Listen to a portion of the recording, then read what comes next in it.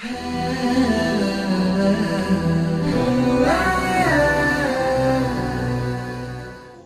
الله الرحمن الرحيم. الحمد لله رب العالمين، والصلاة والسلام على نبيه الكريم وعلى آله وصحبه أجمعين ومن اهتدى بهديه واستنى بسنته إلى يوم الدين.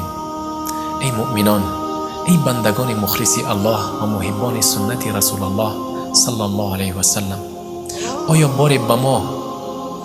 بار ما در فکر آن بوده ایم که چگونه بنده میتواند درک کرد که پروردگار ذوالجلال و الاکرام و او خیر خواسته است؟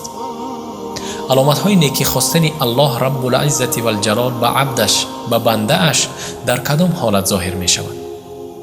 شیخ الاسلام و علامه بزرگ ابن القیم جوزی رحمت الله علیه در کتاب طریق الهجرتین می فرمایند هنگامی که الله به بنده نیکی را خواهد، از دلش دیدن عملهای ثوابش و از زبانش خبر دادن را از آن عملهای نیک دور می گرداند و آن بنده را به دیدن گناههایش مشغول می کند.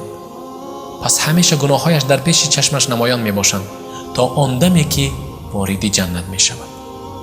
پس البته آن عملهایی که قبول می شوند از دل نظر کردن به آن برداشته می شود و از زبان خبر دادن از آن عمل نیز برداشته می شود. بعضی از گذشتگان صالح ما چنین گفتند: البته بنده یک گناهی را می کند و با سبب آن به جنت می درآید و بنده عملی صالح می کند و به سبب آن به جهنم می درآید. گفته شد چه خیل؟ گفتند گناهی را می کند و آن گناه همیشه در پیش نظرش قرار می گیرد.